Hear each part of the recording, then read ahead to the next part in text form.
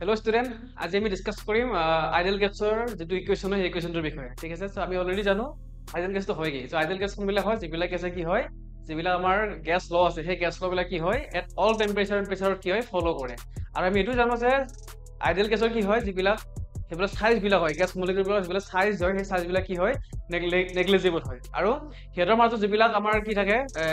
forces of attraction and repulsion মানে কি হয় they are very negligible but নাই বুলি ক'ব পাৰি ঠিক আছে there is no any intermolecular forces of attraction or repulsion in ideal gas okay তো ideal gas তুমি কেনেকৈ ৰিপ্ৰেজেন্ট কৰো তাৰ ইকুৱেচনটো কি হয় তাৰ ইকুৱেচনটো হৈছে এইটো যে for n moles of a gas যদি আমি যিকোনো গ্যাস এটা কনসিডাৰ কৰো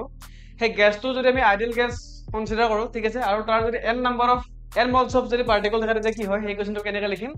pv = nRT এইটো হৈছে আমাৰ কি আইডিয়াল গ্যাসৰ ইকুৱেচন তো প্ৰেসাৰ p টো কি হয় প্ৰেসাৰ হয় P is pressure, V is volume, and তুমি already গমে পালো এটো কি হয় number of moles of gas, okay, আৰু R টো কি হয় R টো gas constant হয় আৰু T টো কি হয় temperature হয় ঠিক আছে this is for n moles okay তো n moles কাৰণে হয় তো যদি আমি n = 1 মল লও if n = 1 মানে আমাৰ গ্যাস তোমাৰ কিমান আছে গ্যাস পাৰ্টিকল কিমান আছে 1 মল আছে ঠিক আছে for n = 1 মল তো n টো 1 হৈ যাব আমাৰ ইকুৱেচনটো কি হৈ যাব Pv = RT হ'ব and this is the ideal gas equation for n = 1 mole of a gas okay তো এনেকৈ ধৰণৰ ইনফৰমেটিভ ভিডিও বিলাক পাই থাকিবৰ কাৰণে আপোনালোকে আমাৰ যেটো সায়েন্স ইউটিউবত সায়েন্স চেনেল আছে হেতু ফলো কৰিব সাবস্ক্ৰাইব কৰিব